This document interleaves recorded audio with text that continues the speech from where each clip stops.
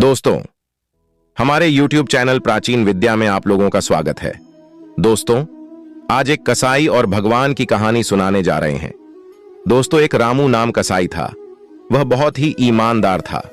वो भगवान का नाम हमेशा जपा करता था। यहां तक कि मांस को काटते बेचते हुए भी वह भगवान का नाम गुनगुनाता रहता था। एक दिन वह अपनी ही धुन में कहीं जा रहा था कि उसके पैर से कोई पत्थर टकरा गया। वह रुक गया। उसने देखा एक काले रंग के गोल पत्थर से उसका पैर टकरा गया है। उसने उस पत्थर को उठा लिया और जेब में रख लिया, यह सोचकर कि यह पत्थर मांस तोलने के काम आएगा।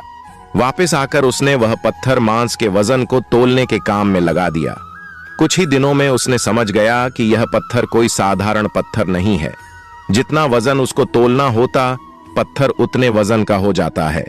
धीरे धीरे यह बात आग की तरह फैलने लगी कि रामू कसाई के पास वजन करने वाला ऐसा पत्थर है। वह जितना चाहता है पत्थर उतना ही वजन तोल देता है।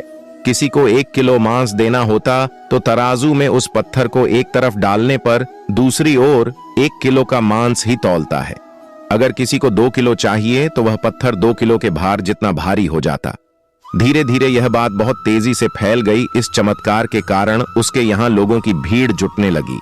भीड़ जुटने के साथ ही रामू कसाई की दुकान की बिक्री बढ़ गई। यह बात एक ब्राह्मण तक पहुंची। हालांकि वह ऐसी अशुद्ध जगह पर नहीं जाना चाहते थे जहां मांस कटता हो व बिकता हो, किंतु चमत्कारिक पत्थर को देखने की उत्सुकता ने उन्हें रामू कसाई की दुकान तक खींच लाई। ब्राह्मण दूर से खड़ा वह रामू कसाई को मीट तोलते देखने लगे। उसने देखा कि कैसे वह पत्थर हर प्रकार के वजन को जितना चाहो उतना ही तोल रहा था। भीड़ के हटने के बाद ब्राह्मण रामू कसाई के पास गया। ब्राह्मण को अपनी दुकान में आया देखकर रामू कसाई प्रसन्न भी हुआ और आश्चर्यचकित भी। वह बड़ी नम्रता से कसाई ने ब्राह्मण को बैठने के लिए स्थान दिया और पूछा कि वह उनकी क्या सेवा कर सकता है। ब्राह्मण बोला, तुम्हारे इस चमत्कारिक पत्थर को देखने के लिए ही मैं तुम्हारी दुकान पर आया हूं, या यूं कहें कि ये चमत्कारी पत्थर ही मुझे यहां खींचकर तुम्हारी दुकान पर ले आया है।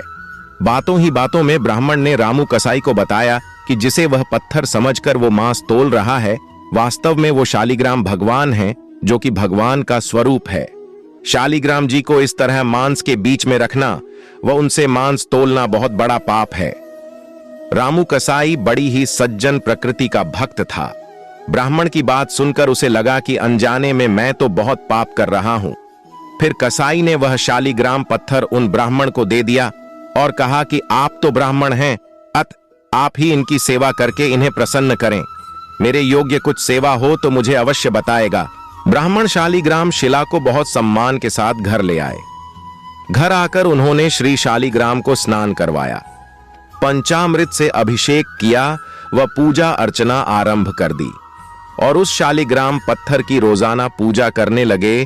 कुछ दिन ही बीते थे कि उन ब्राह्मण के स्वप्न में श्री शालिग्राम जी आए और कहा कि हे ब्राह्मण, मैं तुम्हारी सेवाओं से प्रसन्न हूं, किंतु तुम मुझे उसी कसाई के पास छोड़ आओ जिस कसाई के पास से लाए थे। स्वप्न में ही ब्राह्मण ने कारण पूछा तो उत्तर मिला कि तुम मेरी पूजा अर्चना करते हो, मुझे अच्छा लगता है, परंतु जो भक्त मेरे नाम का गुणगान हमेशा करते रहते हैं उनको मैं अपने आप को भी बेच देता हूं। मैं उन्हें अपने आप को सौंप देता हूं। रामू कसाई तुम्हारी तरह मेरा पूजा अर्चना नहीं करता है, परंतु वह हर समय मेरा नाम गुनगुनाता रहता है, जो कि मुझे अच्छा लगता है, इसलिए मैं उसके पास गया था। ब्राह्मण अगले दिन ही रामू कसाई के पास गया, उनको प्रणाम करके सारी बात बताई और श्री शालिग्राम जी को उस रामू कसाई को सौंप दिया।